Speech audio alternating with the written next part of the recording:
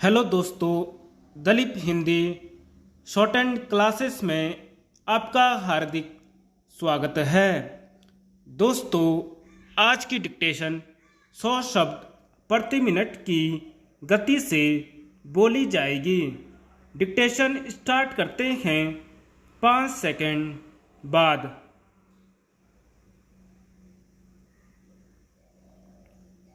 आदरणीय अध्यक्ष महोदय, भारत की कोई स्थायी और स्पष्ट अर्थ नीति नहीं है।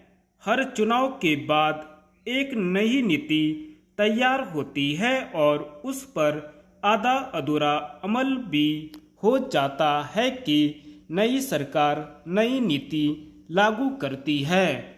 सार्वजनिक क्षेत्र के 246 उपक्रम इसी असमंजस का शिकार हो दम तोड़ रहे हैं। इनमें से कई उपक्रम बीमार घोषित कर दिए गए हैं। आखिर इस बीमारी की कसौटी क्या है? राष्ट्रीय अर्थव्यवस्था में किसी उपक्रम की क्या भूमिका है, इसका आंकलन ही नहीं किया जा रहा है। चौंकाने वाली बात यह है कि सार्वजनिक क्षेत्र के उपक्रमों में निवेश और विनिवेश की नीतियां इस देश में एक साथ समानांतर चलाई जाती रही है। 1955 में लोकसभा की आंकलन समिति ने सार्वजनिक क्षेत्र के उपक्रमों में 25% विनिवेश की सिफारिश की थी। 1959 में कृष्णा मेनन समिति ने भी 25% लाभांश निजी क्षेत्र के लिए जारी करने की सिफारिश की थी, तो फिर इसकी अनदेखी कर सार्वजनिक क्षेत्र के उपक्रमों की संख्या क्यों बढ़ाई गई? व्यापार में निपुण बहुराष्ट्रीय कंपनियां भारत की इन कथित बीमार इकाइयों को क्यों धड़ाधड़ खरीद रही हैं? कोई भी उपक्रम, चाहे वह निजी क्षेत्र में हो या सार्वजनिक, रहता तो राष्ट्र में ही है। ऐसे में किसी उपक्रम का घाटे में जाना राष्ट्र का भी घाटा है।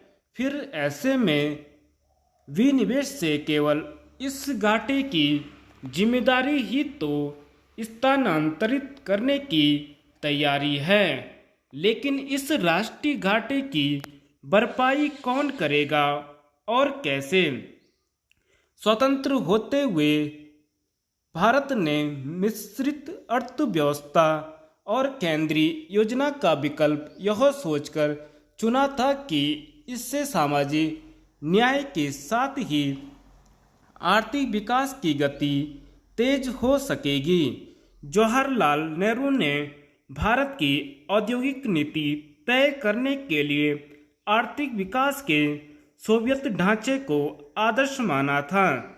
इस पृष्ठभूमि में 1948 में औद्योगिक नीति ने सार्वजनिक क्षेत्र की परिकल्पना को आकार दिया। सार्वजनिक क्षेत्र के उपक्रमों को जवाहरलाल नेहरू ने आधुनिक भारत का मंदिर कहना चालू कर दिया। धीरे धीरे सार्वजनिक क्षेत्र के उपक्रमों में निवेश बढ़ा और 1951 में जहां सार्वजनिक क्षेत्र के उपक्रमों की संख्या 5 थी, वह बढ़कर वर्तमान में 246 तक पहुंच गई। 1951 में सरकारी निवेश मात्र 28 करोड़ रुपए था, जो बढ़ते बढ़ते आज 78,628 करोड़ रुपए हो चुका है। 1969 में इंदिरा गांधी ने उपक्रमों की राष्ट्रीय अर्थव्यवस्था में भूमिका और बढ़ा दी। कोयला क्षेत्र और बैंक क्षेत्रों का राष्ट्रीयकरण कर दिया गया।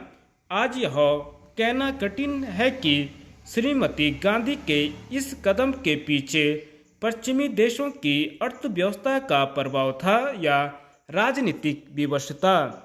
1970 के दशक में यह महसूस किया गया कि घाटा देने वाले सार्वजनिक क्षेत्र के उपक्रमों की भूमिका को भी प्रभावित कर रहा है। 1980 के दशक में सरकार ने गंभीरता से यह सोचना प्रारंभ किया कि वह सार्वजनिक क्षेत्र के उपक्रमों के प्रति क्या नीति रखें।